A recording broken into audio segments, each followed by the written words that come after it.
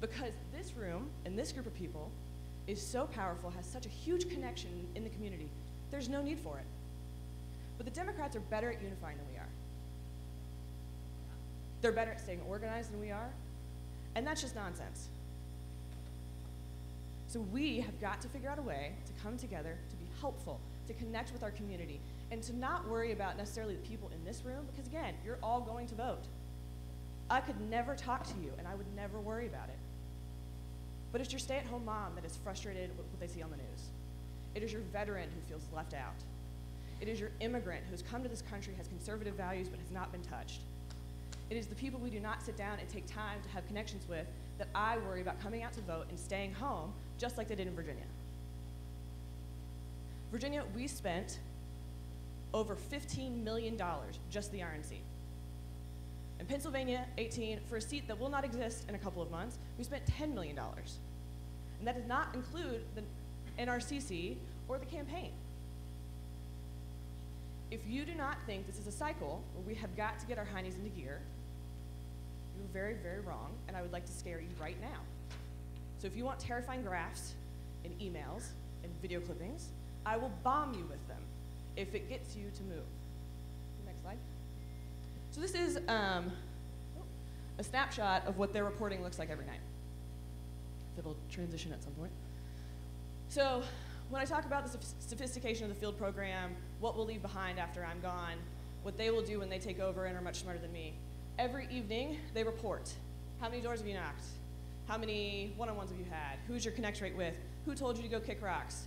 Who told you you're amazing? Who says they love Ted Cruz but hate the congressman? Whatever it is. I can track down to the conversation, and I'm very, very creepy, in a very big brother way.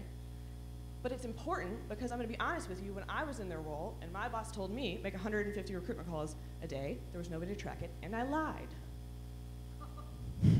A lot.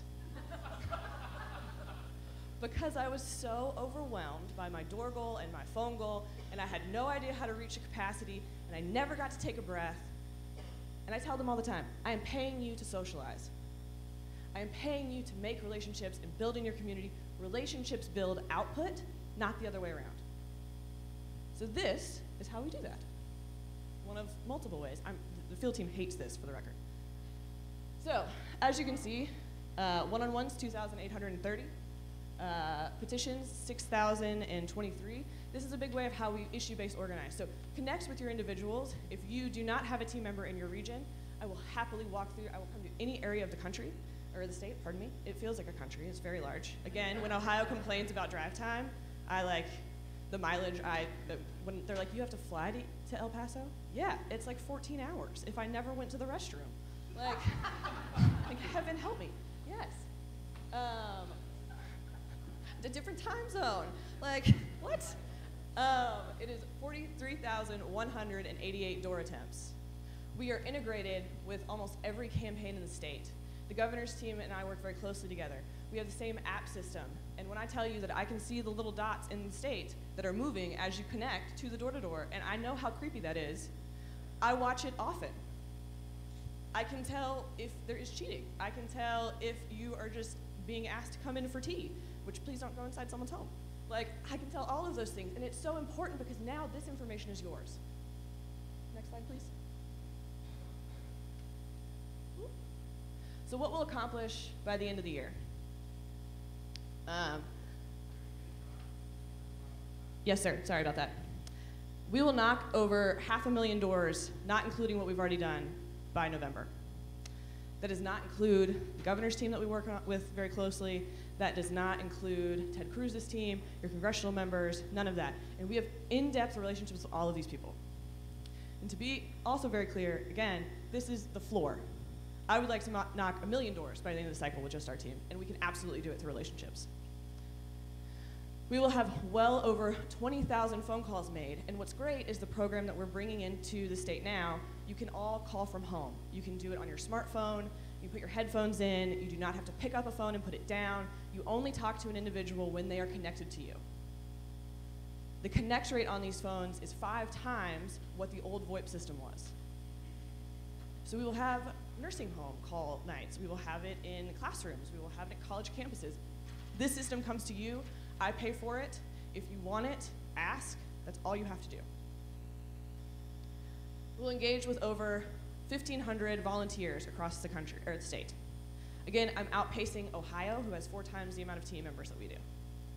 We're outpacing Florida, who has 20 field representatives. And we'll find 80 new volunteer-run neighborhood teams.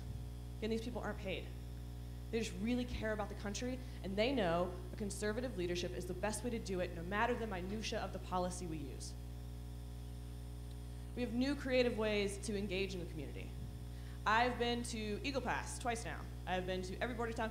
Every time I go, I get stopped and asked if I have large weapons or narcotics in my car. And every time I giggle inappropriately and then get pulled out to seize, just so you know. Ramel, who is Nicaraguan, never gets pulled over. So I would like to know what specifically I'm doing. We have engaged on school choice matters. We engage in the African American community. We're engaging in the Hispanic community, women, veterans. We are doing roundtables. I have been promised by a gentleman named Bill Calhoun that he can find me 100 RLI fellows at Prairie View. And I said, yes, sir, let's do it. Absolutely. Next slide, please. So how can you help? Connect with your volunteers. Help us do this program. Ask me to come to teach. Ask Steven to come to teach. He's much better at it than I am. Connect with your field team. Help them go through the problems. They need help connecting in the community because they don't know who these individuals are. You do. Next slide, please. So I'd like to please meet our team. We'll go one-on-one. That is our giant paycheck. If you would like one, please let me know. Ramel, could you come up, please? So Ramel is our team member in Texas 23. He covers the largest amount of territory. He is a former military veteran, became a citizen in 2011, and knew that he wanted to give back to this country in some important way.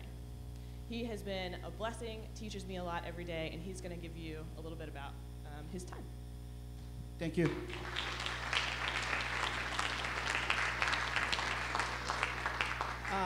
Very good morning. My name is Romeo Lopez. I'm from Nicaragua, born in Nicaragua, came to this country in '86, became a citizen in 2011, served my country, the United States Navy, for 14 years, left.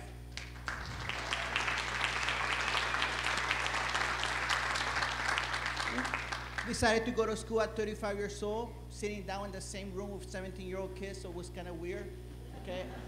But I wanted to keep giving back to my country, so I love politics. I'm a Republican, so I decided to get into politics and then get into the field.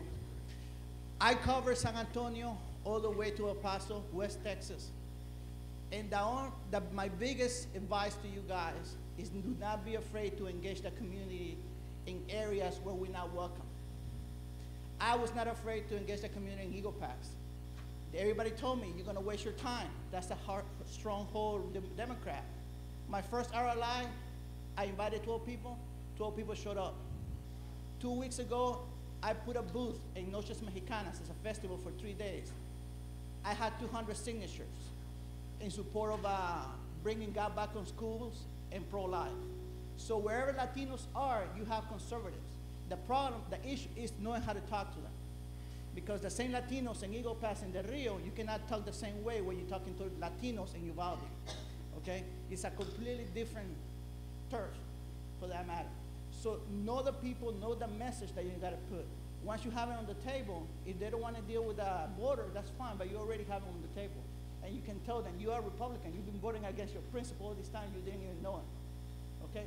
So that's my number one advice. My second advice is to never give up. I don't, even when I drive long hours and go home at 11 o'clock at night. Engage the community in every way possible. Don't be afraid.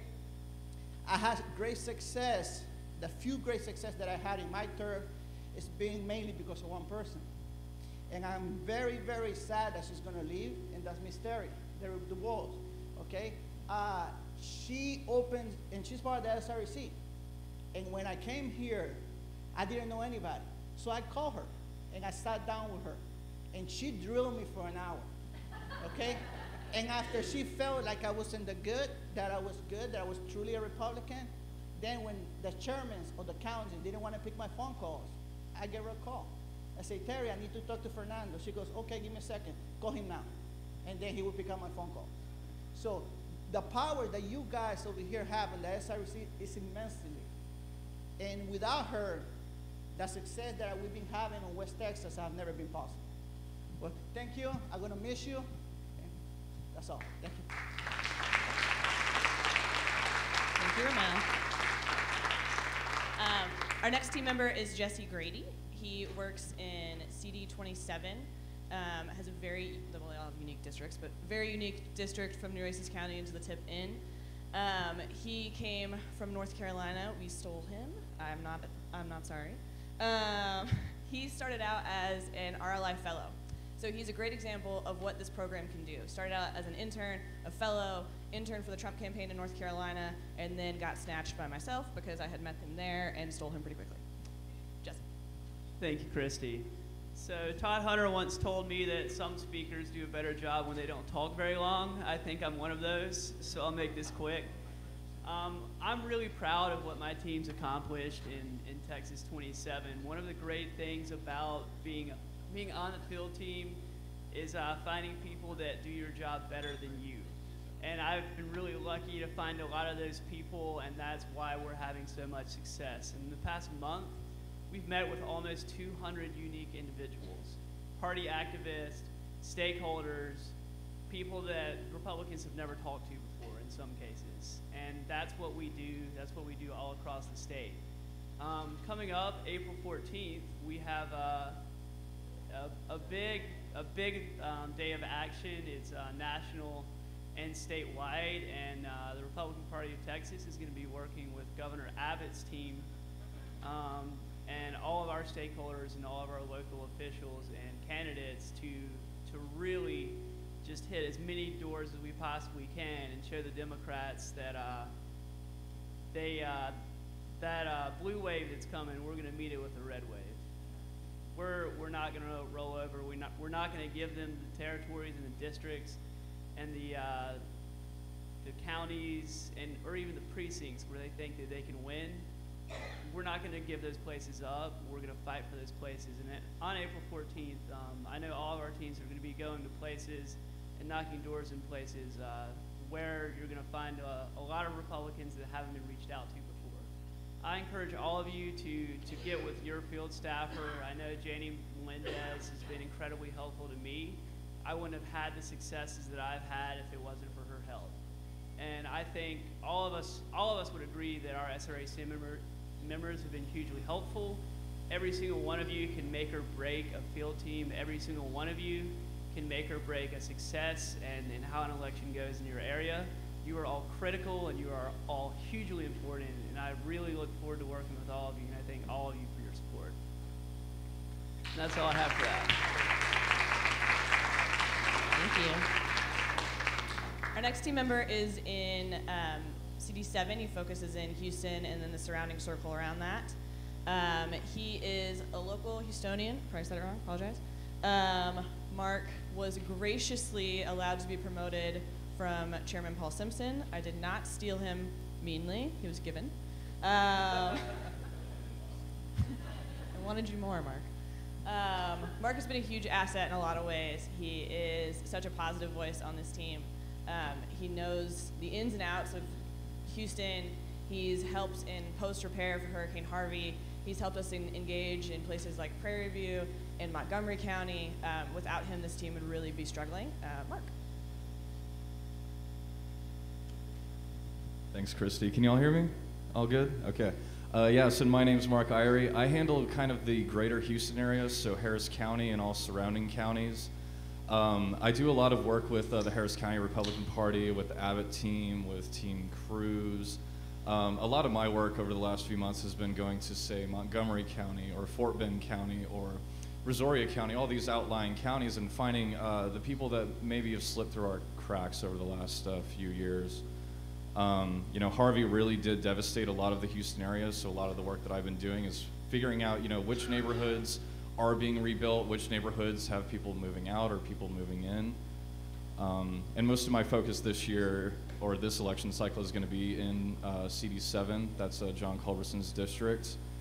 I think this last primary election, Culberson had about 38,000 votes, or Republican primary voters had about 38,000 votes, and Democrats had about 33 or 34,000. So it's coming very, very close. This election year is very, very crucial to us keeping control in DC. And I am very grateful to be working for the people of Houston. And I was born and raised there. A lot of the people in this room I consider mentors. Gail Stanart, Tanya Robertson, Sarah Singleton, Mark Ramsey. You're all wonderful people, and I really appreciate y'all's support. And let's win this year. Let's win big this year. Thank y'all.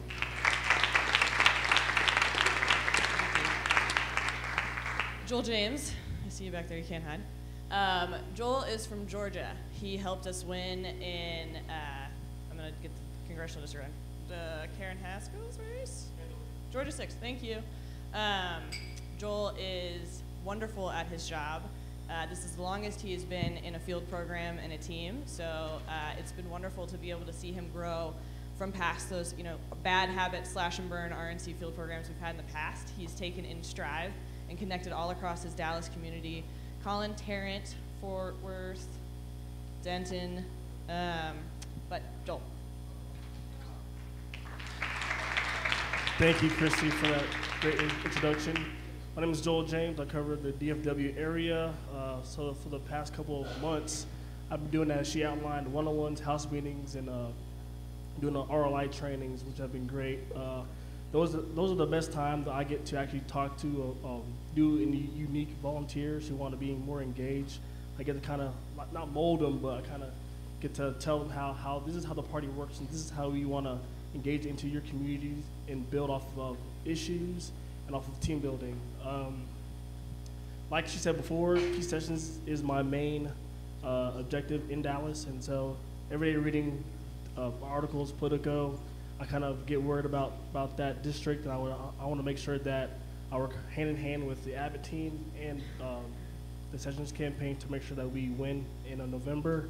And like everyone has said before, this is a great group and committee, and I think I've worked well with Pastor Broden, Dion, and Noble, and so and Carl back there as well. And so I want to continue to do that, and y'all can be a powerful voice behind us. Thank you.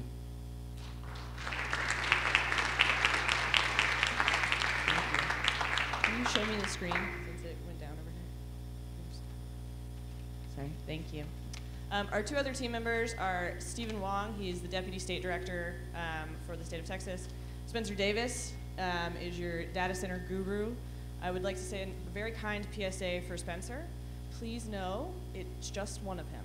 So when you need GOP data center access, when you have races, when you would like a survey created, he is the person behind the email. And he is not God. We work very hard to fulfill every request. In the time that Spencer has been on board with us, we have fulfilled more GOP data center applications and Advantage applications than they had in the past 4 years.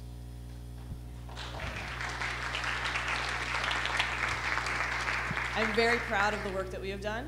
I'm very proud of the salesmanship that Chairman Dickey has given, the salesmanship that I have given, that you have given in the room. I think I sold it a little too well because we became outpacing for our ability to process all applications. But please know we work very hard together. If you need help crafting a survey for your down ballot candidate, if you'd like to know what polls best, how to shift on a dime, that is what Advantage is for, that is what we are for. I am able to help you know who to target, when to target. Are you not polling well with women? Do we need to shift in a minority community? Are you not doing well with millennials, men? It doesn't matter, I can figure it out in my very creepy tracking. Spencer is the smartest one in our capacity and is the one who handles all of your numbers. Steven, who I don't know if he'll come up here or not, has been with RPT for a very long time. I was very, very blessed to meet him early, to have him come on as a deputy. I think the team would completely agree that without Steven, we would be lost. I have no idea how I would do this job without him. He's an integral part of our everyday processes and is a big part of the way that we interface, helps me guide. I'm a Louisiana girl. There's a lot of things I don't know, and so he helps me not step in too many potholes, which I appreciate. Next slide, please. So this is just a brief overview of what a neighborhood team leader model looks like. So a field organizer would be in the center, a regional field director. Your neighborhood team leaders are on the outside. Your core team members are around that, and your volunteers are around that aspect. So previously, in past cycles, a lot of you have seen this, there'd be one point person. I was this point person. I drove from Oregon to New Orleans in my Subaru, which was a great way to make an entrance into Louisiana. And I got shipped 27 VoIP phones and was told to make 500 door knocks my first week. And then handed a very outdated call list of people who had at any point been interested in Republican politics and asked them to volunteer. And I said, sure, okay, this makes sense, great, perfect. It was horrible. And I got very lucky because I met a woman named Ms. Paula. And I called through and Ms. Paula said, young lady, I don't like the RNC, I don't like the LAGAP, but I hate Mary Landrieu. I said, yes, ma'am, absolutely. She said, if you do everything I say and come to all these people and meet all of these individuals, you're gonna win. And you're gonna be successful in New Orleans in the most pertinent part of our state. And if you don't, you'll completely fail, so it's up to you. Yes, ma'am, Miss Paula, all right. So I went and had coffee with her. We had a one-on-one before it was called a one-on-one. Miss Paula took me to every different club, parish meeting, Mardi Gras festival, nursing homes, King Crew relationships, and built my team. Miss Paula was the reason we were successful, and Miss Paula was our field organizer, neighborhood team leader, and in a perfect world, our regional field directors, myself, become your interns. I took people to their doctor's appointments, I helped write thesis papers, I babysat children, and I never, ever regretted it or felt like I spent my time not wisely, because Ms. Paula made sure everything ran well. Ms. Paula made that office fun. Ms. Paula created interstate competitions between our Republican women's clubs. We sent graphs out to let the ladies know who was winning and who wasn't winning. We had football team fights. I learned very quickly, I'm a Saints fan, but you do not knock on a door during a Saints game. You do not. Falcons were playing, I thought I was gonna get shot. You are the integral part of this program. Governor Abbott's team works this program. But I need you to be these field organizers and to help identify these individuals. Romel's first week, he was in a Hispanic grocery store and he saw a woman. I was like, you're picking up women in grocery stores, Romel, what are you doing? Romel asked a woman if she saw a Right to Life t-shirt. You wanna sit down and have a one-on-one? I'm new to the community, I'd love to connect with you. They had coffee. She is now a volunteer. These people are everywhere. And you need to go outside your comfort zone and be like the Democrats. We cannot sit behind our booths, we cannot sit behind our tables. We have to be active, we have to be aggressive. You have to be a carnival barker with a smile. Hi, my name is Christy. Hi, do you believe in Right to Life? Great, sign this petition. Are you registered to vote? Are you sure you're registered to vote? Are you registered in your county? Most people don't know, and we need your help to do that. Next slide, please. So, issue-based organizing. Just this cycle, we have had in Texas 1,182 one-on-one meetings around tax reform. We have had 128 House meetings, 30 small business meetings, 3,043 petition signatures, 23,857 door knocks, and 5,964 completed surveys from those door knocks, just in Texas alone. It's the first time that we had organized around an issue, and when the RNC first was confronted with this, we were very confused. We had never done this before. Our line was always, we win elections, you legislate. And the president said, nope. All right, next slide, please. Across the country, we had 11,300 one-on-ones, 250 small business house meetings, 50,000 petition signatures, 583,000 plus connects at the doors and phones, 68,000 completed surveys. I am happy to report that Texas kicked the snot out of Florida. We creamed Pennsylvania. And I would like to continue doing that for the rest of the cycle. Next slide, please. This neighborhood team model, these volunteer aspects, these regional field directors, and you, most importantly, are how we win the White House. Your state is not safe. You cannot be complacent You cannot let infighting deteriorate your activism. I don't want to lose the House in this state. I do not want Will Hurd's seat to go. I do not want Sessions' seat to go. I do not want you to lose Connie Burton. And I need your help to do that. Historically, we get our heinies handed to us this year. So if we win, we are defying history. And I need your help to do that. Thank you very much for your time. I appreciate you all being patient listeners. If you have any questions for me, that would be the time.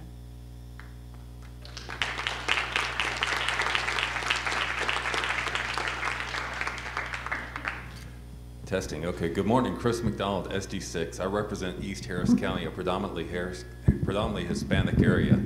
I personally attended some events performed by our Hispanic engagement director, Bianca Gracia, at the time, where she had one-on-ones in neighborhoods to engage Hispanic persons face-to-face in a restaurant setting and relate our core values to it. And it seemed to be very successful in my area.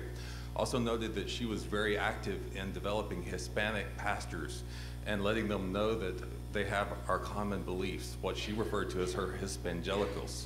And as a result, she had about 700 pastors, that were in her meetings across the state, and consequently those flocks beneath them that can engage in our values. It's my understanding that her contract has been terminated and she's no longer working with us. And by the same token, it's also my understanding that our Rio Grande Valley, South Texas Hispanic field director is no longer with us and has resigned. I would like some insight on what's going on in that particular area. Yeah.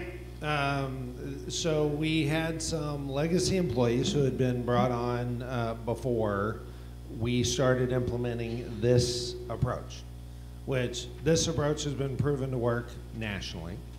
And more importantly, this approach, as you heard several times during the presentation, yields to results that we in the party can follow up on. I've heard great numbers. I've seen Facebook photos of nice events. Unlike those numbers, where I know and you know and we in the party know exactly who those people are and how to follow up with them, more importantly, how to turn them out to vote in November, the folks who are no longer employed by the party were either incapable or unwilling of providing any of that data to the party. Since that's what they were being paid for, that was an unacceptable situation. Were there any additional training methods we could have implemented in order to acquire those statistics that were needed so that we could have that hard number? Because it did appear from the outside that we were reaching and actually connecting with people in the way we say we always want to, but sometimes we don't really. We were told in writing by that staffer that if we hired extra people to do that part of her job, then she could do that part of her job. Since everyone else is capable of doing it without extra people to do it for them, that's not a tenable position. Thank you. Any other questions? I cannot tell you how great it is to get the... Mr. Chairman, I'm Jenny Melendez, Senate District 20. I live in McAllen in the Rio Grande Valley. And yes, we had engagement directors there that would go to the valley, but realistically, if you're engaging people, you get them to participate in party activities. And I can honestly say that we never saw that. Right. And I go to all the meetings.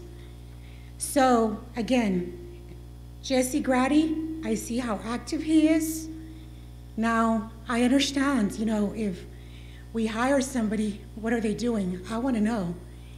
And unfortunately, again, I didn't see that. So thank you.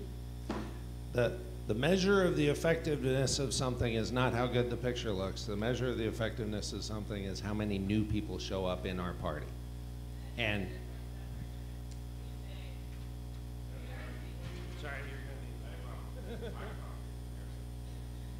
Sorry. I think it's important to note that everybody has a bandwidth. The RNC is going to invest $500,000 just in the field program by the end of the cycle, if not more. and then probably another $2 million in office spaces and equipment. So I would love an individual in every area of your state. Yes, ma'am, absolutely.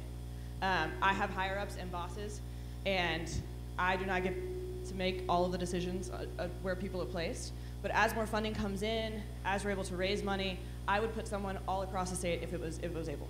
So if you would like us to come back and engage, and you want to be the neighborhood team leader and the campus captain of that area, yes, ma'am, I would love it.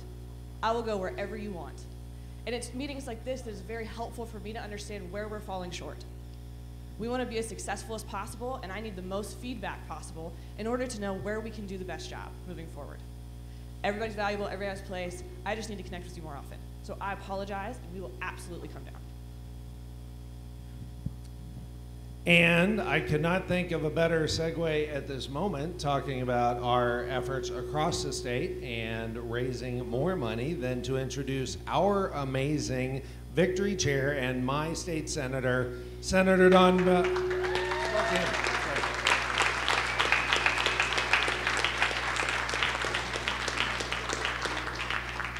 Thank you guys so very much. Welcome to sunny, beautiful Austin. We pulled out our very best weather for you. And I am headed to a baseball game after this. I was bundled up a little bit, so otherwise I would be in a suit, new thing. But I just want to thank you again. For those of you who do not know me, I am Dawn Buckingham, State Senator for District 24. My district goes, that's right, my district goes from Bandera to Temple to Abilene, so we have 20,000 square miles of the heart of Texas. And it is my honor and pleasure to be your Victory Chair. I came up and spoke to you, I believe in the fall, about peace, love, and harmony and kicking the beans out of the Democrats. Okay, guys, I say this with love. We need a little more peace, love, and harmony. The Astros cannot win the World Series if they're in fistfights on the pitcher's mound with each other. And we still have a little bit of that going. And I'll be honest, Victory is, we're launching, but it's a little slower than I would like because I talk to people from all regions of the party, and everybody feels like we're shooting inwards instead of shooting outwards. So this is my kind message to you. Our wagons are circled. The Indians are on the outside. Take all your ammunition and all your effort and beat the beans out of the Democrats. You know, for our folks that are still in contested elections, of course, you know, it's time to draw differences. It's time for people to decide who's their best representation. But ladies and gentlemen, we have the majority of the horses in the race. Our grassroots have spoken, our primary voters have voted, and we know who's going to be on the ballot in November. And it is my job, and I hope all of our job, to come together and get every Republican successfully across that line. That takes...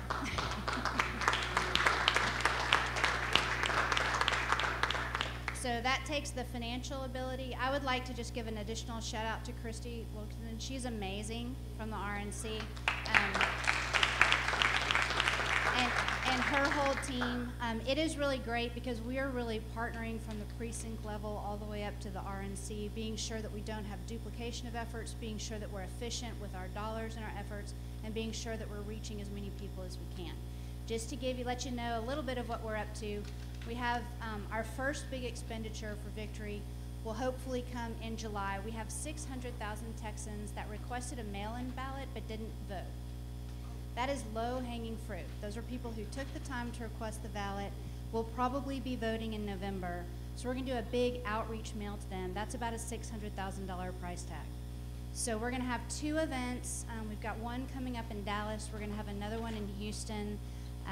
We'll be pushing that information out to you all. And really, I need your help to help me get people there, to help reach out to the people who are interested in donating to Victory so that we can get the funds so we can really get kicked off and moving. And, you know, I'm always happy to chat with y'all. I gave y'all my cell number last time. Happy to give it again if you need it. But thank you for all that you do, and it's going to be a lot of fun to have a big one in November. And remember, just the Democrats are that way. Shoot that way outside of the circle. Thank you.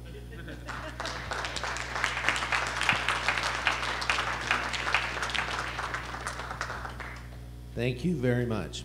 As you can see, we have built an amazing team, a fantastic combination of paid and volunteer, and you guys are a critical part of all of that. Okay.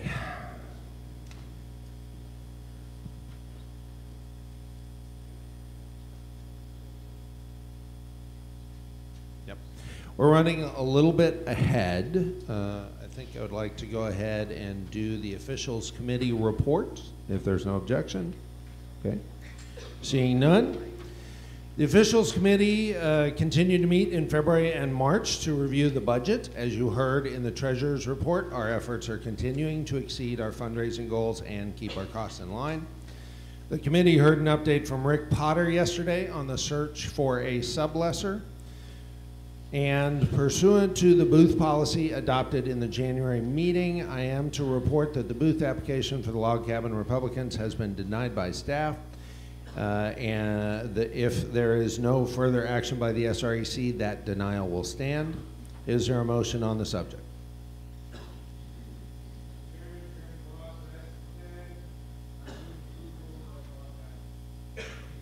Okay, we have a motion. Is there a second? Check. Okay, we have a motion and a second. Now we'll take discussion on the motion.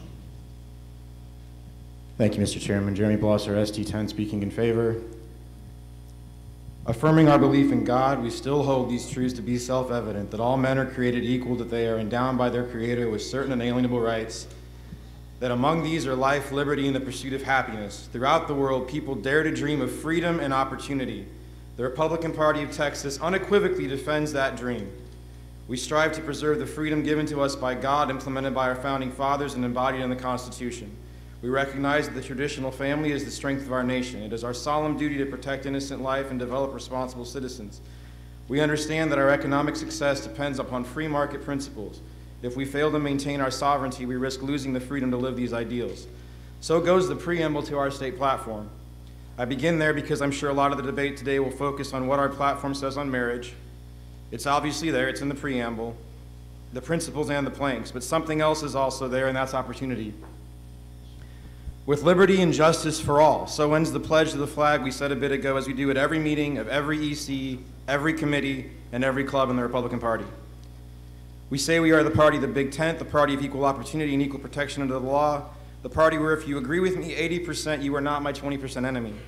But we apply this inconsistently at best. If I were to stand at this microphone and suggest that any elected Republican who has cast a vote in favor of gun control or against life, or yes, against the RPT definition of marriage, which covers most of our current congressional delegation, if I suggested they shouldn't have a booth, I'd be told by some of you to stop making the perfect the enemy of the good, to respect the big tent, to stop being a troll freak. Some of our immediately preceding speakers would probably take me outside. Yet if I suggest that our volunteers, our voters, or our delegates with certain disagreements with our platform should still be able to have a booth, those same people might rail that it represents the destruction of our values. And I have no idea what logic says that we need to protect our delegates from views that differ from our platform, then demand they go ahead and vote for candidates who actively vote against that same platform. The Volunteer of the Year from SD10 2 years ago was a young adult well-loved in our district who spent most of her young life volunteering for conservative causes. She was far from heterosexual. One of my last chances to work with her before her untimely death wasn't a volunteer thing. I was hiring her to block walk for a popular conservative Texas Senate candidate. Doesn't matter who, they're not up for re-election this time. Before we started, I spoke to both her and a Tarrant precinct chair who's gay and was also wanting to work this campaign, and I noted the push cards they'd be handing out door to doors were very prominently bullet point pro-traditional marriage. I wanted to make sure they still wanted to work that race. They both sighed, but they said they supported the candidate, they know that they're always better off with Republicans in office, and they didn't have to agree with everything their party believes. 2 days ago, a gay Texas Republican who frequents these SREC meetings, he's here today, had an article published in the Texas Tribune describing why he's found a home in the Big Tent Party. He discussed the attacks he receives from liberals who tell him he can't really be gay if he's a Republican, that he hates women, he hates himself, etc., and he contrasted that to the willingness of people in our party who agree with him loudly, who would stand here and tell you that they shouldn't be able to have a booth, but are willing to agree where they agree and not think it means compromise in the areas where they don't agree. Quoting from his article, "Why are you a Republican? That is the question I receive all the time. The answer is simple. There is no other place to go. Yes, I could become a libertarian because I believe in small government, but then I would just be ineffectual. Yes, I could become a Democrat because they are more pro-gay, but then I'd have to give up almost every other political belief that I have. The Republican Party is a true Big Tent party. You would not know that from the news stories, but read between the lines. The media loves to talk about the infighting within the GOP, but why does that occur? because we have so many different ideas and they come from the bottom up. A few years back, there was an event with the chairs of the Republican Party and the Democratic Party of Texas. The head of the Democrats decided to mock then-Chair Steve Munisteri because of the floor fights Republicans have at our convention. The Democrat bragged about how they would never have such floor fights. And we saw that a few years later at their national convention when they didn't have a floor fight over one nation under God. That is what solidified the Republican Party's appeal for me. This was a party where there could be disagreement. You could form your own place in the party, and that is what I did. End his quote. Both the RNC chair and the President of the United States congratulated log cabin Republicans on their recent anniversary. You guys have the letters at your desk. And their work toward implementing our values of equal opportunity and equal protection under the law. I certainly don't agree with everything the RNC or the President does or think they should be setting our policy for us in Texas. But on this, they're doing nothing but living the values we say we hold and drawing lines at the appropriate places. A vote to allow this booth is not a vote to approve gay Republicans' lifestyle or their struggle or to make the RPT gay or to ignore or go against our platform or to undermine our principles. It's a vote to take their money, let them have a booth, and be allowed to present the places they agree with our party, maybe some changes they'd like to see, probably lose those votes, and to trust our delegates to be principled adults from there in their agreements and disagreements. It's a vote to let gay Republicans know that we want their help and their votes in the many places we agree. We don't want to drive them into the other parties to help them with their advocacy and votes, the less than 20% of the places that we disagree. Please vote yes for this booth. Thank you.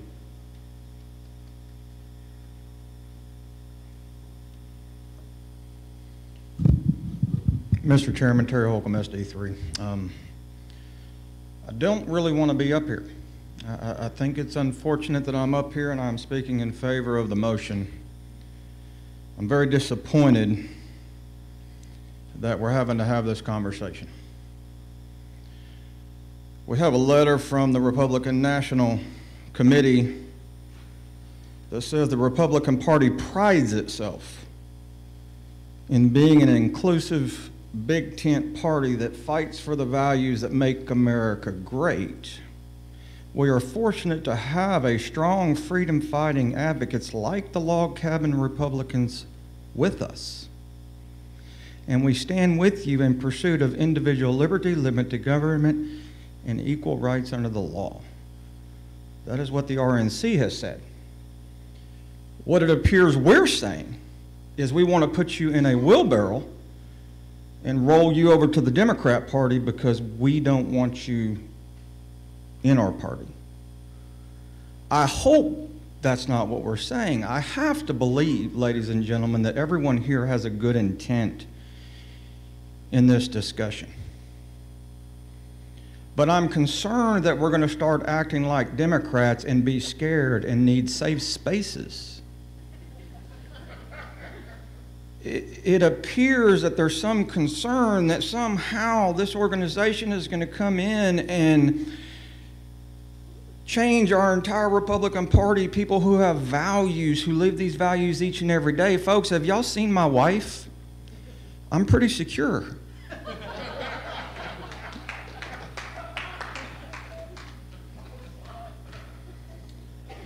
We're not compromising our values by giving them a booth.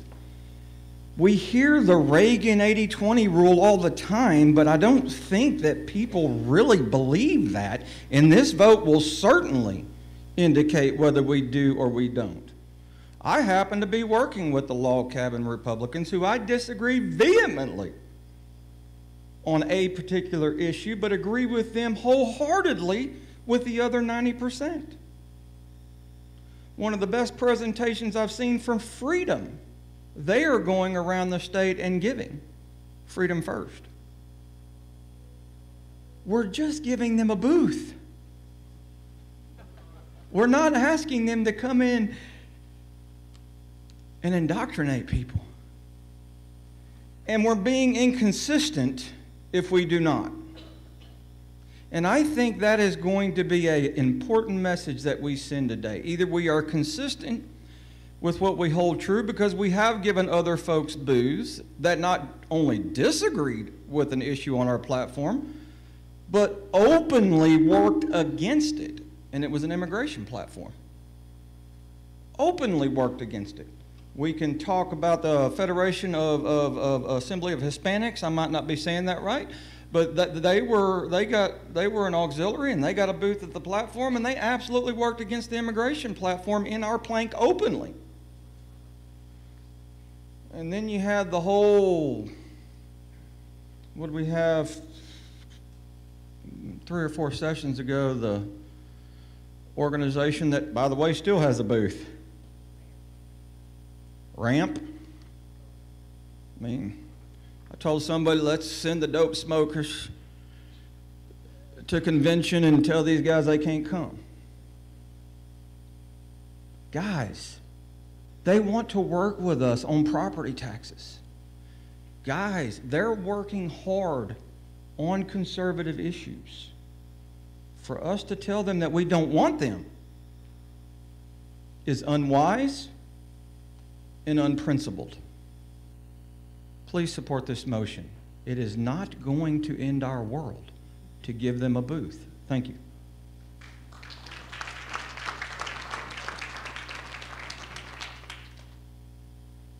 Yeah.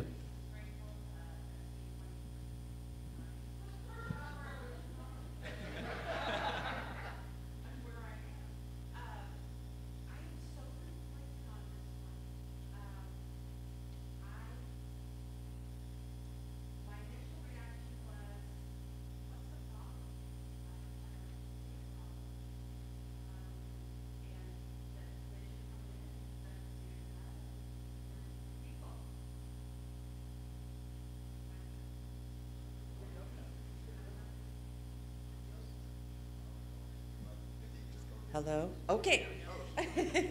All right. So I have this really bad conflict going on. I think that we are the party of the Big Ten. I think that the more the merrier. We all have differing opinions about lots of different things. My problem arises when I think about our delegates and what they told us 2 years ago. And I'm really messed up inside because of it. I don't care what people do behind closed doors. That's my personal opinion. And I don't care who they love. That's my other issue. If you differ in that, I'm sorry, we just will agree to differ. But I do have a problem with our delegates, 8,000 people. Not 64, but 8,000 people telling us this is really important to us as Republicans in Texas. And it was part of their platform issue last time. And so I wish somebody could resolve that issue for me, because I don't know what to do with it. I really am confused. If it were just me voting, they'd have a booth. But it's not. And it's not just me representing myself here. So I welcome anybody that can fix this for me. Thank you. Thank you. Jorge Landivar, SD9, proxying for Shelley Pritchard. There's 2 issues here. Who and what represents us, and who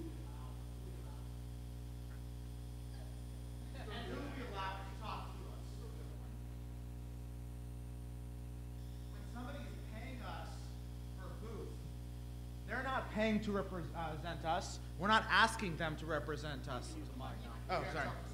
We're not paying them to represent us, and we're not asking them to represent us. They're not coming representing us. They're asking us, hey, could we talk to y'all? That's all they're saying. Not only that, they're paying for the privilege. They're asking for an advertisement. They're saying, can we advertise here? And we have to be very open there, because sometimes we're wrong. I don't think we're wrong about this issue, but we can be wrong. So we have to be very open there. What we represent and who we ask to represent us is a different issue. And that's an issue that we have to be much more restrictive about. This is why we have elections. We have one person representing us. This is why we fight about things like platform and fight about the rules. But who we allow to talk to us, We should allow anybody to talk to us, even, especially if we disagree with them. Thank you.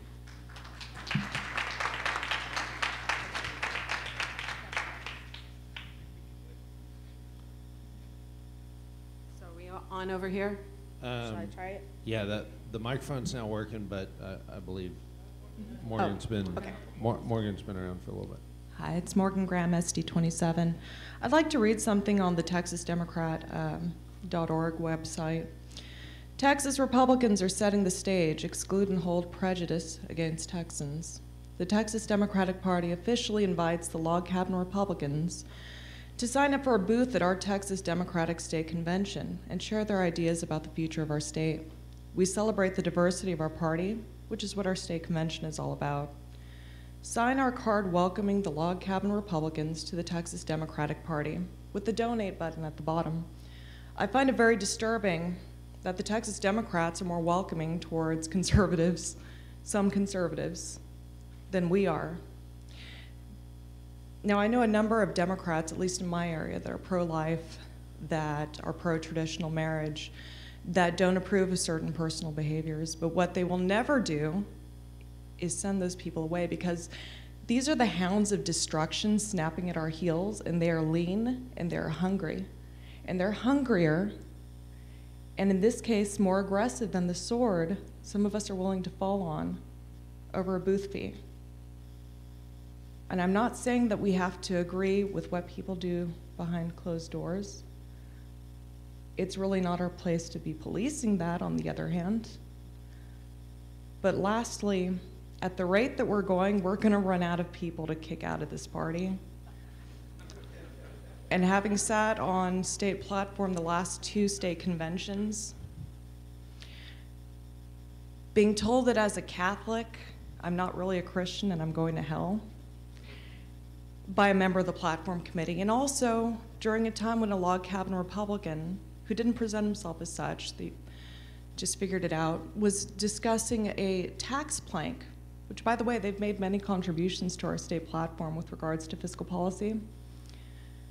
I couldn't hear some of the arguments he made in favor of this plank, which passed unanimously, because the platform committee member to my left was too busy using expletives and calling him a freak.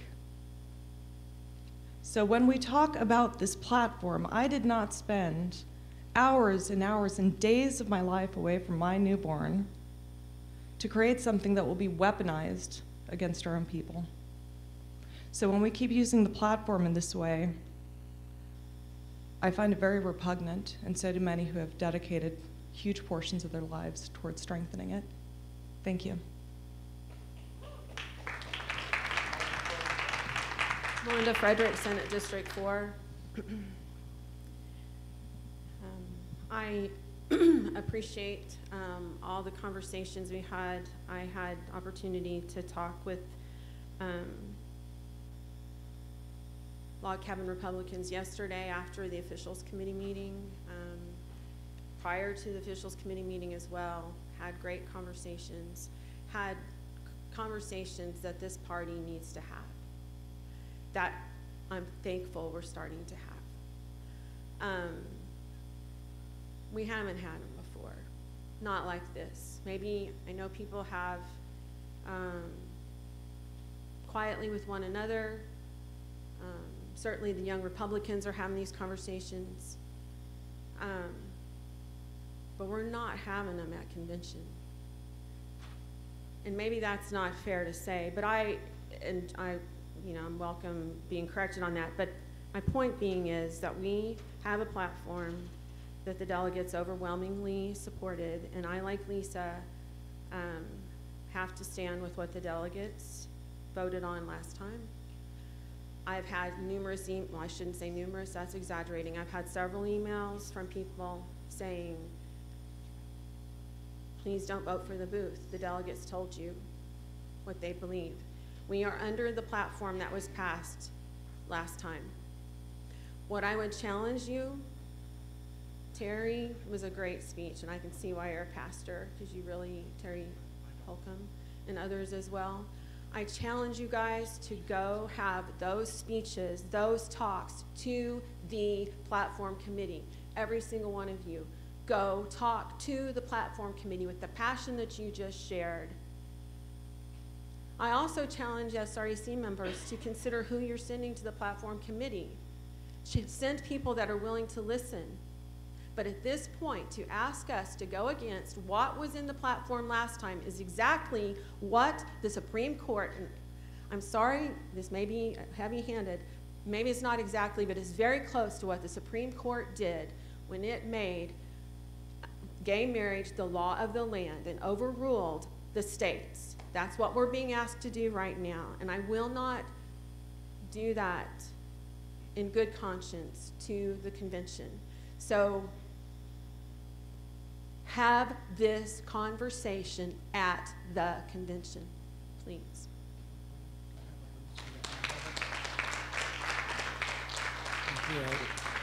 I believe, Mr. Chairman, I'm going to call the question.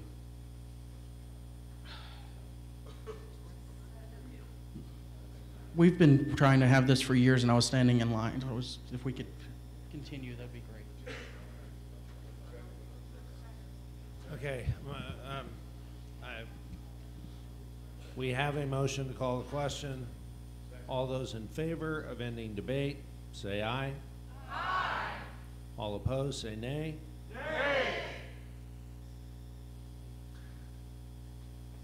That does not appear to be 2/3 to my ear. Therefore, we'll continue debate.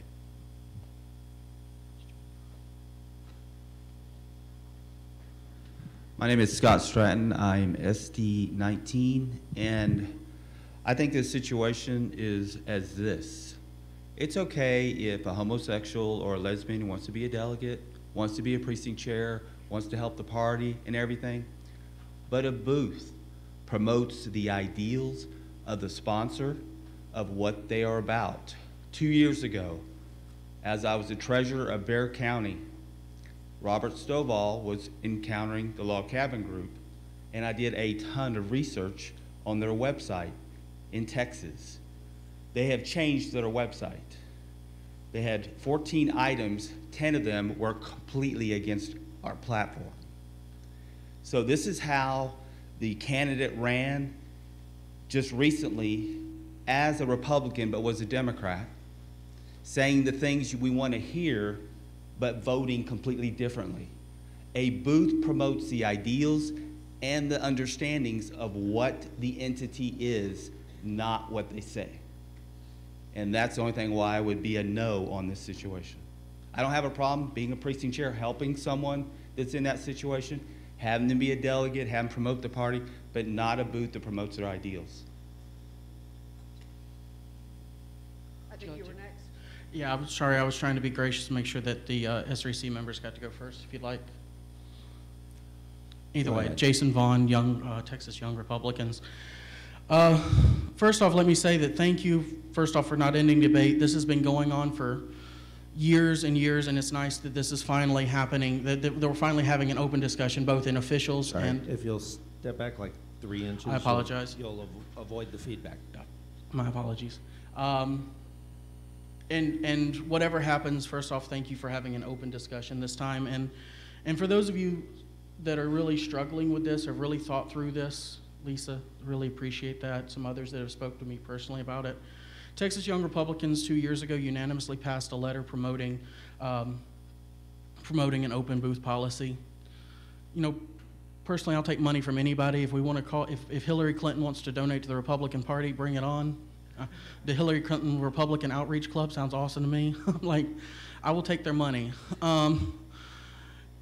But I understand the challenges here, and just thank you so much for those that are doing this. You know, when Young Republicans appointed me SREC, it was not blind to the fact that I happen to be a log cabin Republican. But most of you that I've not spoken with personally or don't interact with me, you probably have no idea that I'm a gay Republican. I know you don't view me as that because it's not a title I take on often unless I'm forced to in positions like this. My heart is pro-life. My heart is saving the unborn and limited government, but specifically saving children and saving and going out and working for the preborn. You know, the first activist thing I ever did in Texas was 2013 with the Let Texas Speak rally, where for 8 hours I stood out with people in blue, and we stood and we were together, you know, with people of different races, of different religions. We had atheists, we had Jews, we had Christians, we had Catholics, we had everybody standing together in blue, and we were standing there fighting for life, and we were in unison, and it was beautiful. And we had people in orange.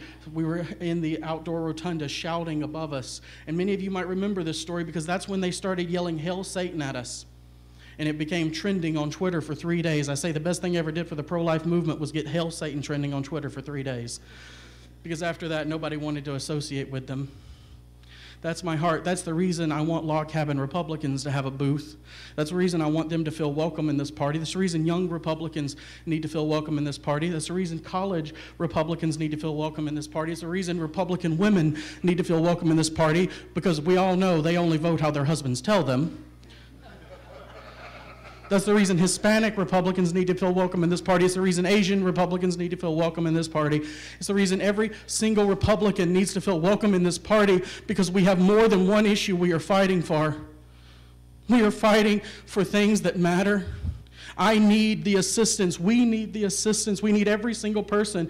As we've said over and over again, let us fight for unity. Unity does not mean unanimity of thought, as Ronald Reagan said. I ask you to consider what you're doing. We don't need safe spaces. If you want to have a booth, we'll put a trigger warning on it.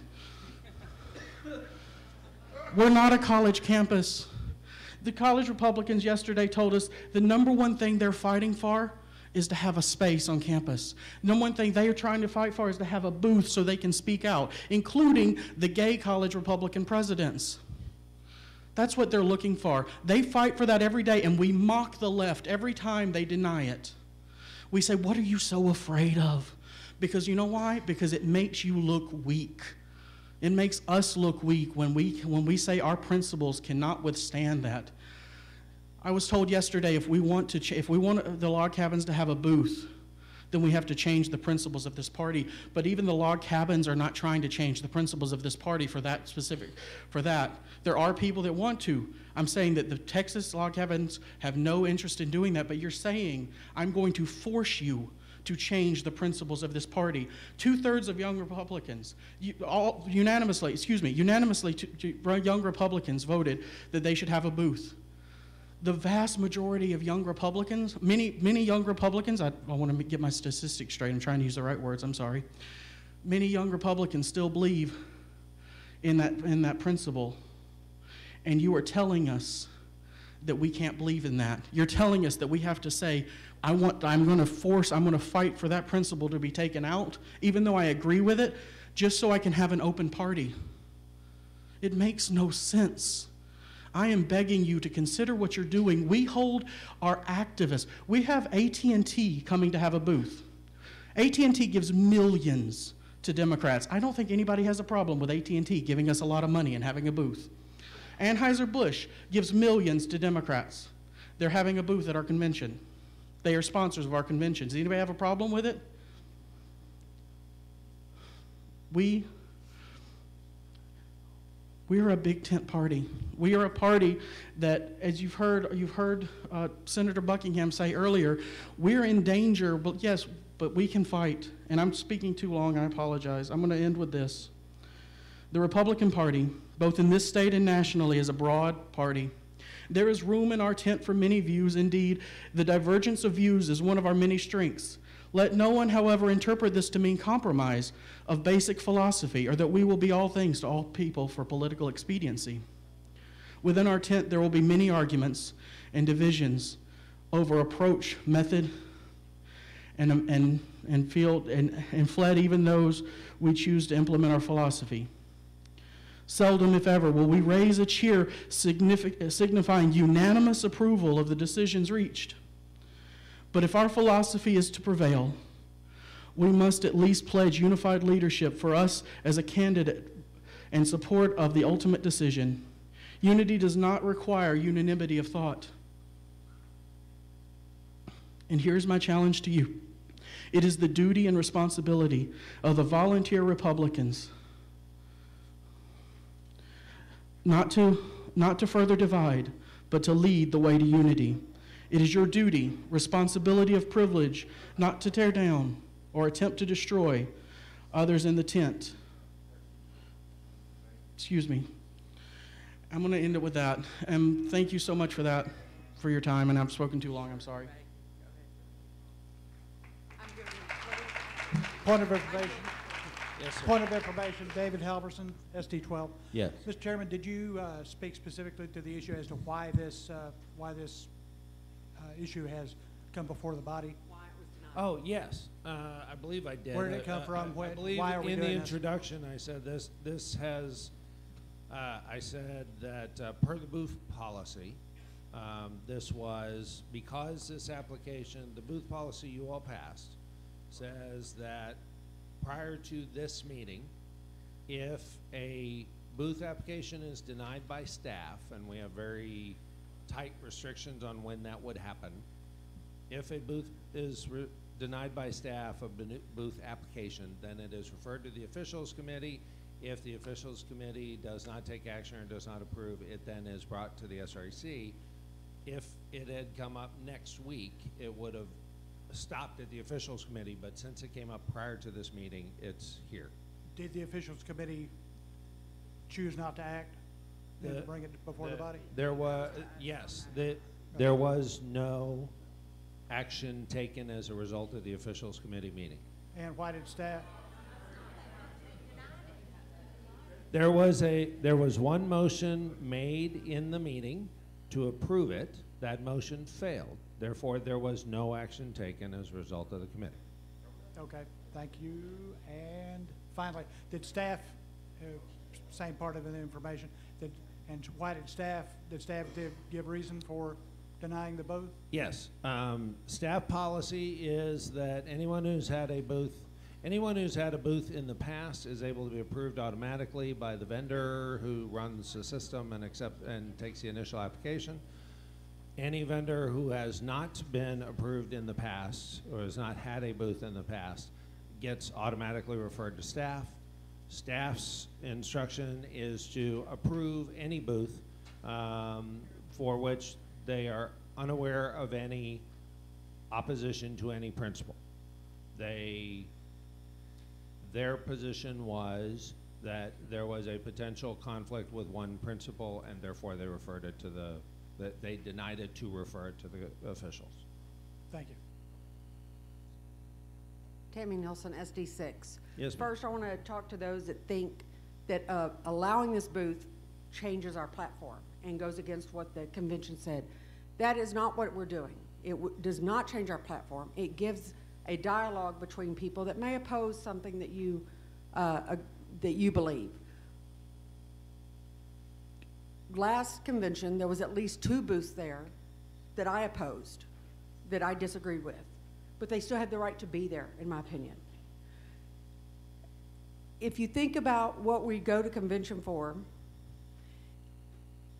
and who we say we are, we say we're people that are willing to discuss ideas. And if we're not willing to discuss these ideas with them, then they can never hear what you believe. And they can't change how they think if you're not willing to talk to them. And I'm going to close with this, very short and sweet. And I'll probably irritate a few people with this. Christ did not spend his time with the rabbis. He spent his time with the tax collectors and the sinners. And if you believe that these people are so bad that you can't be around them, then you might be rethink what your beliefs are. David Halverson, SD12. Yes. With respect to looking at to the chairman's explanation of why this issue has come before us today, we look at the fact that it was we're being come to as a court of last resort. We are 64 members elected by our constituents at the state convention. The convention itself has set forth policy and the platform that they have desired, and we are, I believe, it is incumbent upon us as members of the SREC to follow that platform, to fight for that platform, and to continue to bring that platform into fruition in every way that we can. So in this regard, we have now a staff rejection of the booth for cause. We have a vote from the officials committee, which resulted in no action, yet a vote to approve, which had failed, and therefore now we have this vote coming before us. At the time, if you'll remember, a while back, we had a vote with respect to whether or not we were going to be able to change the bylaws with a majority vote or with a 2/3 vote. And I voted to uphold the will of the convention, even though I may have really kind of wanted to go the other way. But I voted to uphold the vote of the vote of the delegates. That's what I believe my job is. My job is to uphold the view of the delegates and my constituents in my district. So I will be voting against this issue. Thank you. Yes. Janie Melendez, Senate District 20. I am a Catholic Hispanic female from the Rio Grande Valley, the deepest blue part of the state. I am constantly asked why I'm a Republican, and I have to tell people my religious view, my view on life, was what got me active within the party and doing a lot of block walking and phone banking. And I have a lot of friends that are part of the LGBT community, and they see that. They love life. They walk for life. And I cannot in good conscience vote against this because we keep saying we want unity in our party. We keep saying how we want minorities to become involved. And by us saying they can't even have a booth at our state convention is saying we're not welcome. And honestly, I am very, very sad that it's come to this where we have to vote for it here. Because again, it's not part of we're not saying it's a platform issue. We're saying, hey, you can come and talk about what your views are. I signed a petition that Jesse Vaughn had because as a Hispanic, I don't believe I should have special privileges. I should just be treated the same. And the LGBT community should be treated the same within our party and in our country. Thank you. Leslie Thomas, Proxy, SD 23. I've served on a lot of committees in my SD as committee chair. And we have a contingency of homosexuals that come. And what we do is we follow the rules, and we do unto others as we would have them do unto us, and we treat them kindly, and we advance them, but we do it according to the rules. And so if they present resolutions, and we don't agree with it, but we say, well, maybe not at this committee, but you can always take it to the permanent committee. Well, maybe not, and then at the permanent committee, we say, well, this is how you do it on the floor, and we're kind. And I remind the people that work under me that the Republican Party is not a church. There's two parties. There's the Democratic Party, there's the Republican Party. But having said that, I'm a mom. I've got 6 kids, a 6-year-old to 25. I've homeschooled. 4 of them are gone in college and out of college, and 2 of them are at home. And my kids have grown up in the Republican Party. They have come to the conventions. I've strolled them. They have gone from being in the stroller to being pages. I got a daughter and a son that will be a page this year.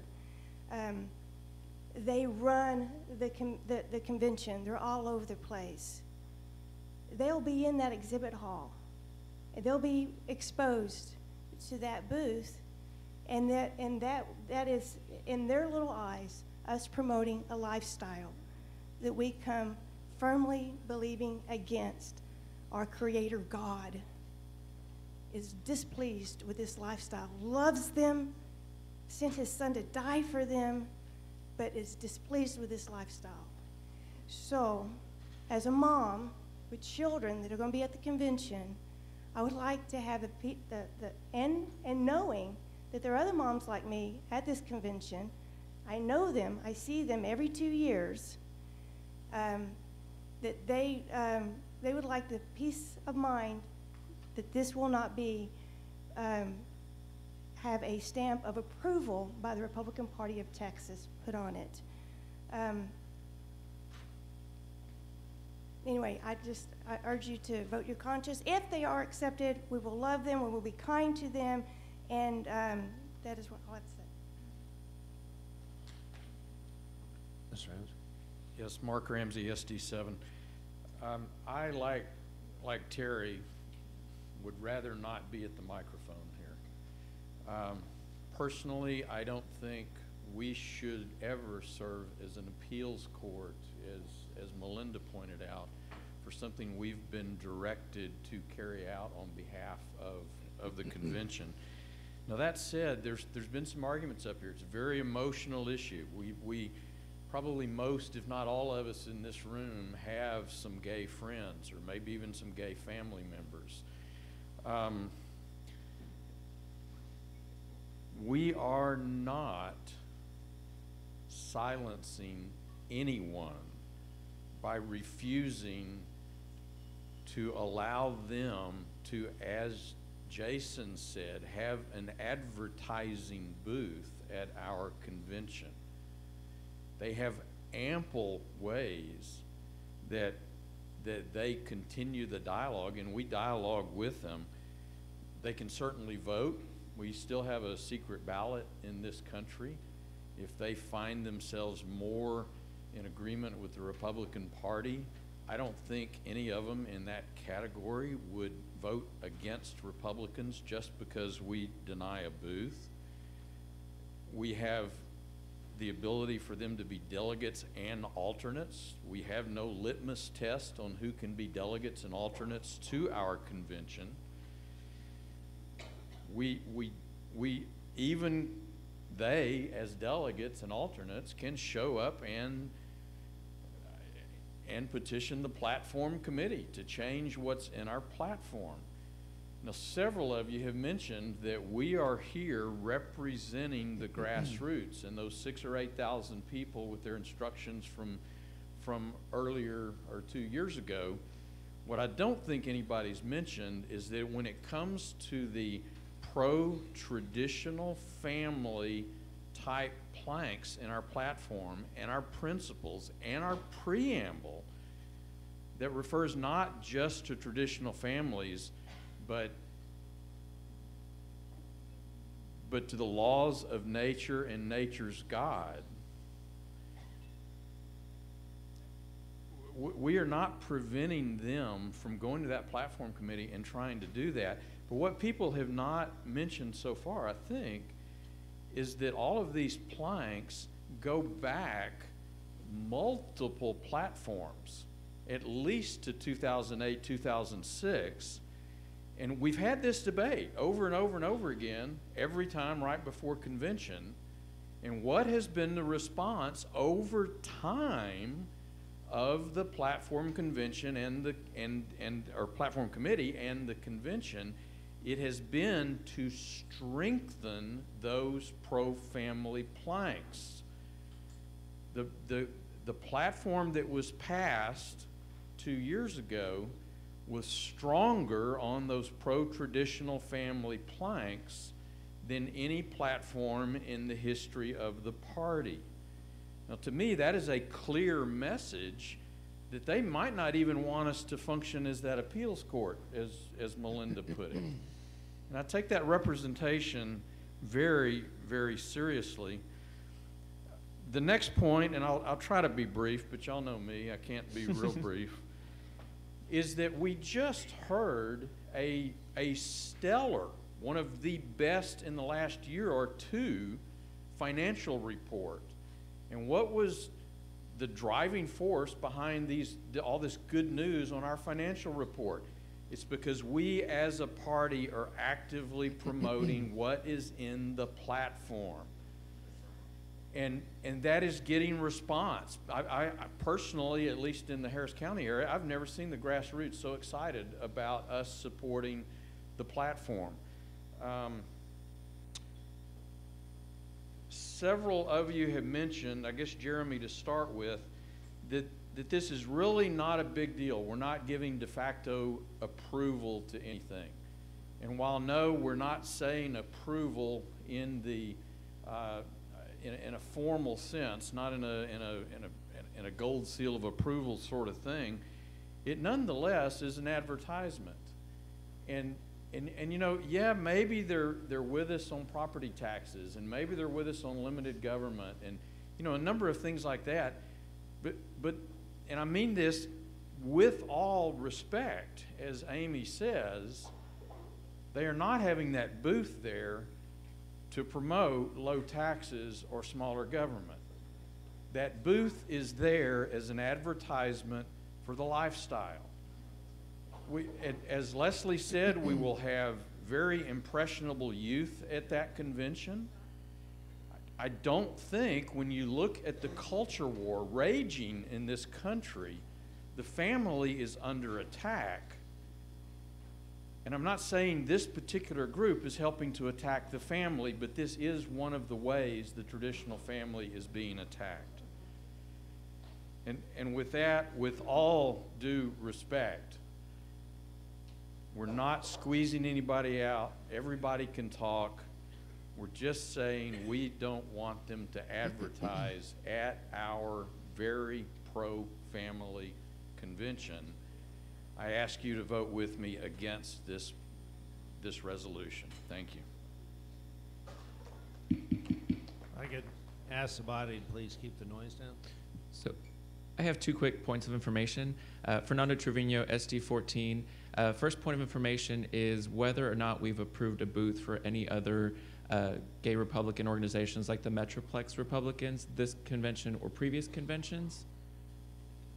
My understanding is, yes, there was one approved at a previous convention. Okay. We have not received any other applications for this convention. So they were there at past conventions. Second point of information is whether or not we've accepted contributions for the convention, either booth sponsorships or corporate sponsorships from organizations, companies that have opposed the party on this issue or any other principles.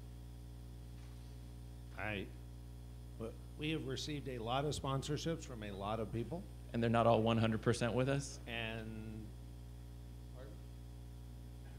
I have not been advised of their positions on all of our principles. Cool, thank you. Just something to think about.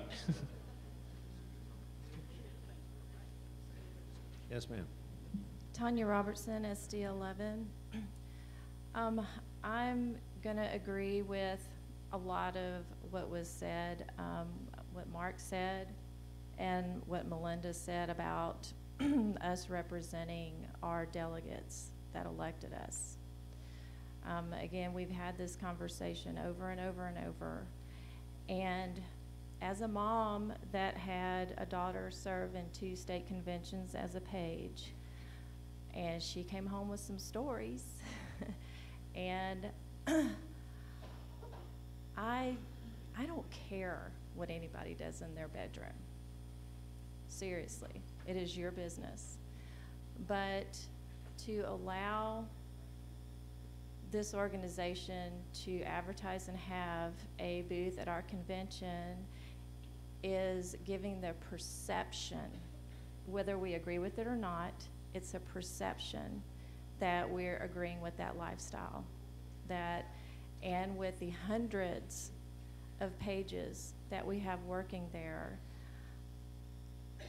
these children are hit with this lifestyle on every screen that they have, their phone, their computers, the TVs. And I've heard the word safe spaces. We should be their safe space that promote our values. We should be able to provide that. So I guess that's all I have. I'm just reiterating what was said here before. Thank you. Mr. Voitsberger? Carl Voitsberger, SD8. I don't often come to this microphone to talk about an issue because others do it so well and public speaking is not my thing, really. But I just want to ask you all to consider one thing here. If we had a pro-choice group that was applying for a booth at our convention, would we even be having this discussion? I don't think so, because they are so diametrically opposed to what we believe. It would be ruled out of order. Now, that doesn't mean that they couldn't be members of our party and take part in our party in every way. But when it comes to a booth, which is an advertisement, it seems ludicrous to me that we would have a pro-choice booth or a gay marriage booth or whatever these different organizations believe that is so counter to our own beliefs, our core beliefs. And so I would ask you to vote with me against this booth based on that. I hope that no one leaves this party because of this. We welcome everyone. A diversity of opinions does make us stronger, but we just have to draw the line here. And that's the only reason why I'm standing here today, is to let you all know that I'm drawing a line right here and I'm voting against the booth. Thank you. Mr. Chairman, point of information, point of Yes, inquiry. Yes. My sincerest apologies. If it's reasonable, I just have a point of inquiry. Name and SD. JT Edwards, SD11.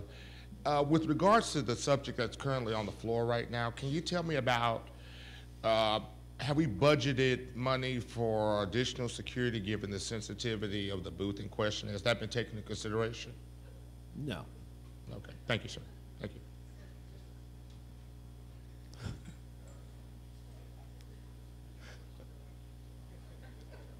Yes, Pastor. Okay. Stephen Broden, SD 23. I just got a question. Have we turned down any other applicants for booths? No. No, this is the only one. Yes. All other applicants have been accepted. However, we do have a policy that determines whether one qualifies or not. Yes. To buy, and that qualification is defined and applied for every applicant. Correct. Right. Okay, so any applicant can be turned down, and they can agree with us on everything, but if they violate a principle or something that is connected with the qualification, the criteria for qualification, they can be rejected. Yes. As a private organization, we could theoretically reject anybody for any reason or no reason. Absolutely. That's our right. Absolutely. Right. We, in an effort to be clear and welcoming, have developed this policy. Okay, well, I stepped to the mic because I just want to remind the group here that we do have an obligation to fulfill the wishes of the convention. Second of all, to remind you that we are engaged in a contentious issue here, and it requires, I think, a lot more conversation than what we can provide here in this moment. Certainly, I think conversation needs to take place. Our positions need to be understood on both sides, and I don't think this is the forum through which to do that, as we are attempting to make a decision about a booth. The contentiousness of this issue is seen in a letter or an email that was sent to Jonathan Sayers. And in that email, he relates this information. It says, Log Cabin Republicans put this ad out after the 2016 RPT convention. They are not team players. Moron, here's the ad. Morons, sad. No, these aren't tweets from Donald Trump. This is what common sense conservatives are saying about most LGBT platform and Republican Party has ever had. GOP platform committee, out of touch, out of line, out of step with 61% of the young Republicans who favor them having a booth. I think that's a negative ad and that does not bode well for open conversation. There is contention on both sides of this issue. Those of us who are wanting to vote no on this issue recognize that saying no to a booth does not mean no to you participating in our party. Others can receive a no, and they can be welcome to participate in the party. We have party members that perhaps right here in this room are pro-choice. But if they wanted a booth, we would have to say no. And they could be pro-small government and all the other issues. But on that issue, the delegates of the convention have spoken. And as a representative of those delegates, we have to abide by their wishes. If we change at all, this is not the place to change.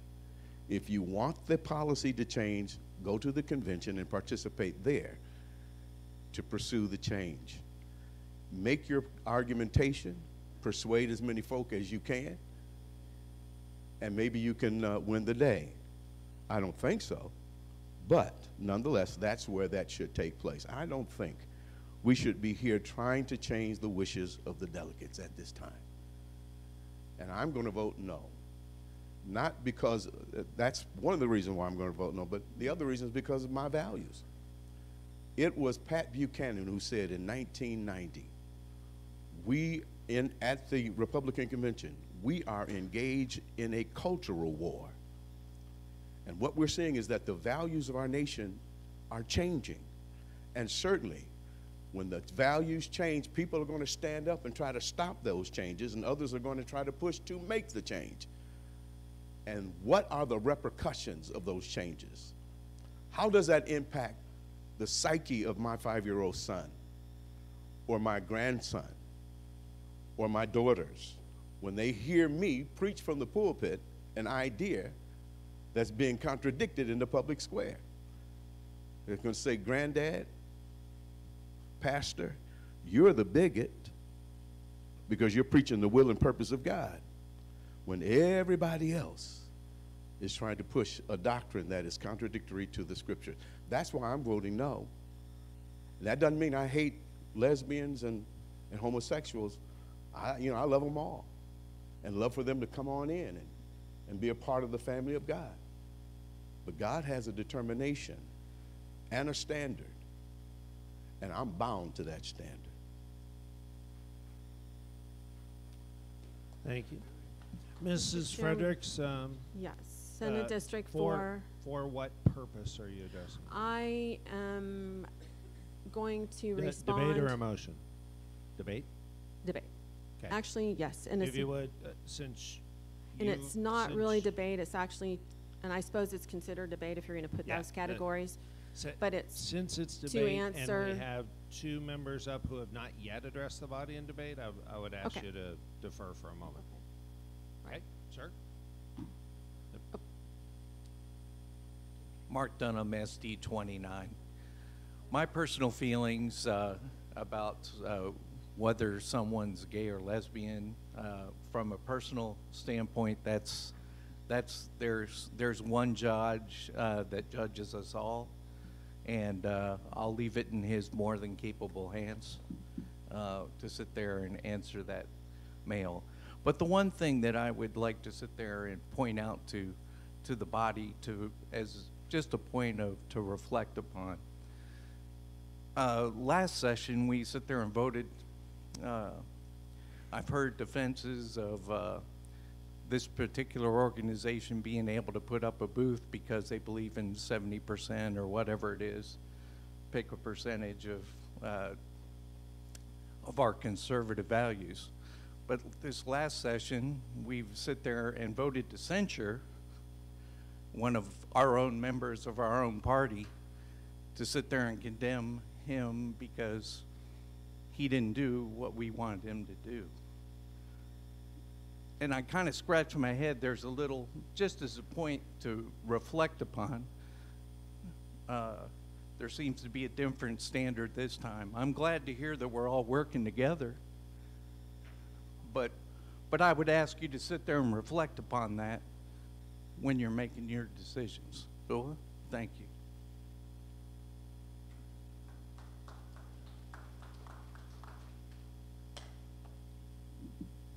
Yes, sir.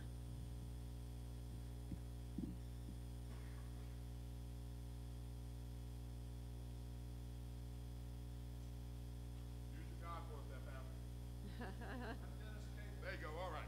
Amen.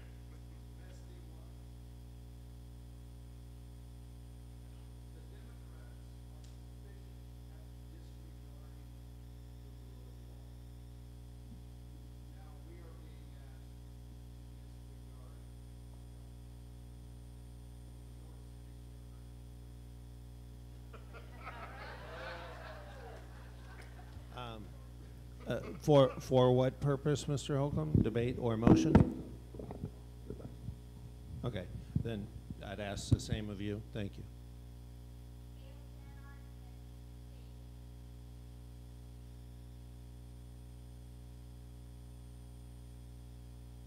Thank you.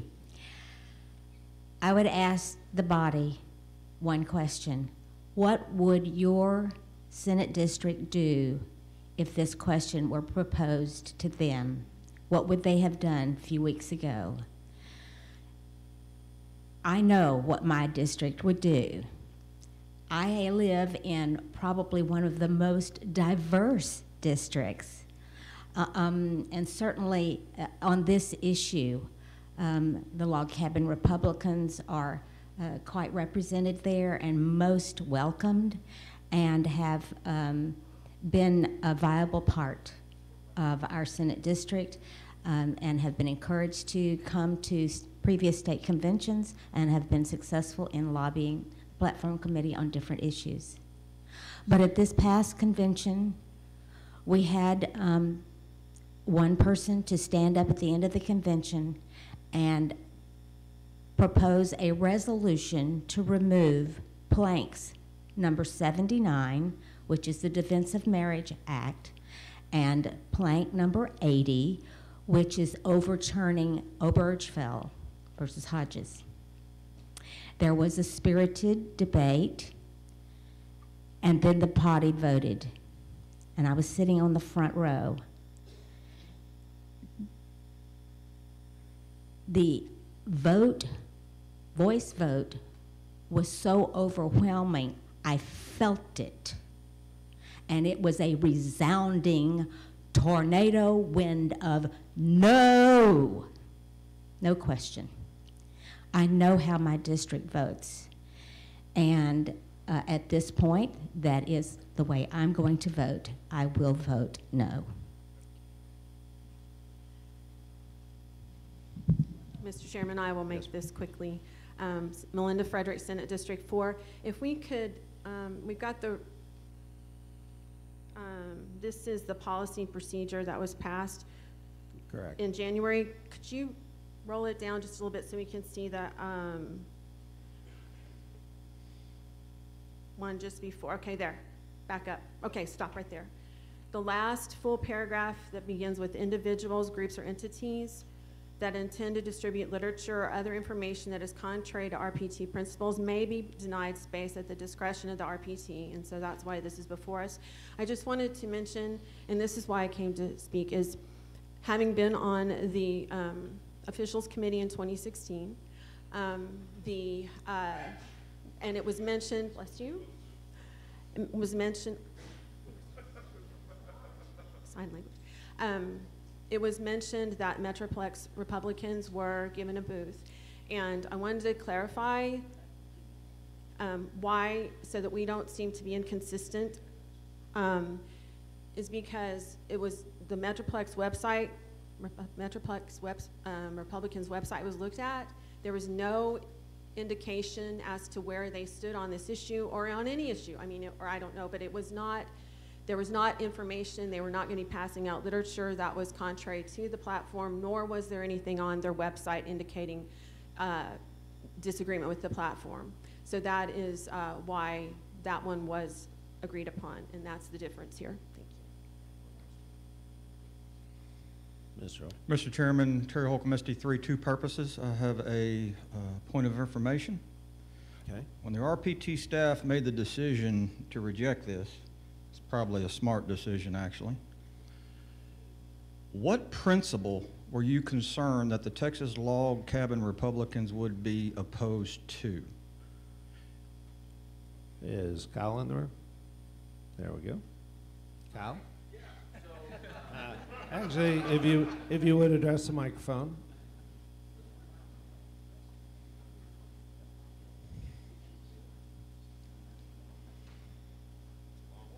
It is, yeah. So I do my best to follow the letter of what I was prescribed to do by the body, and I'm going to err on the side of caution on that every time. And so, based on that, we looked at the principles supporting traditional marriage and rejected the application. I'm sorry.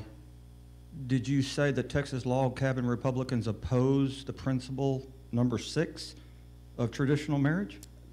The reading of their website seemed to indicate that. Okay, thank you. Thank you, Mr. Chairman. I'd like to speak again in debate. Excellent. A couple of things. Number one, I have Marco, the Secretary of the Log Cabin State Republicans, here. Mr. Chairman, I would ask that he have an opportunity to speak to the body. Is there any objection? All those in favor of him addressing the body, say aye. Aye. All those opposed, say nay. Nay. The nays have it. Thank you, Mr. Chairman. I would like to say that I have looked at their website and I have talked to them specifically, and they do not oppose Principle 6 of traditional families. I have the Secretary of the State Board here and have confirmed that they do not oppose Principle 6 of traditional marriage. We're imposing something on this organization that is not there. This is not a debate about traditional marriage. This is a debate on whether we are going to partner with a very conservative organization that we do have some disagreements on. This isn't, I'm certainly not compromising my values. As a matter of fact, I would say my values are very intact and very Christ-like and very full of truth. We're debating whether we're going to let them have a booth. And I'm going to tell you, I would have no problem with them having a booth there and my children being there. I said it from the beginning. I just heard it again a while ago. I said it from the beginning. Are we going to act like Democrats scared in these safe spaces? Because that's what it's sounding like. We're sending the wrong message by telling them they can't have a booth, but they can participate in every other thing that we do. And my guess is the only reason that they're able to participate in some of these other things is because this body can't decide that they can't. And the convention did vote for this body to be the arbitrator of this. This is the rules of the convention. This is not outside of our purview. And the convention didn't vote not to let the Log Cabin Republicans have a booth. They voted on the traditional definition of gay marriage, which we all in this room support. If I said it in, okay. Don't wordsmith me, guys.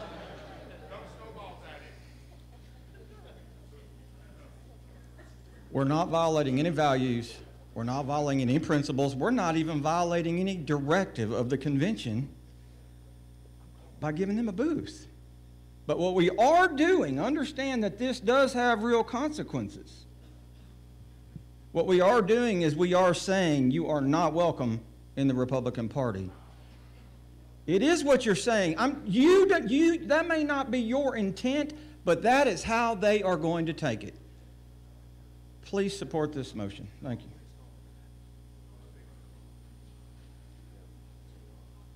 Mr. Yes, Chairman, Steve Atwell, SD9. I call the question. Is there any objection to calling the question? Okay. Hearing none, question's called.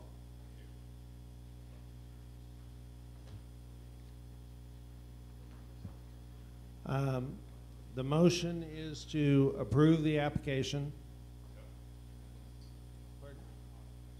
of the Log Cabin Republicans for a booth at the convention. All in favor, say aye. Aye. All opposed, say nay. Nay. The nays clearly have it.